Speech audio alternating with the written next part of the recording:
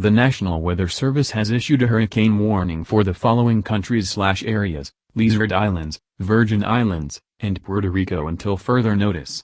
All citizens must have your hurricane supplies and food and water for the next 3 days. The hurricane is currently a Category 5 with a wind speed at 185 miles per hour, moving west at 15 miles per hour. Remain indoors and have a battery-operated radio for further updates on Hurricane Irma. Stay tuned for more information.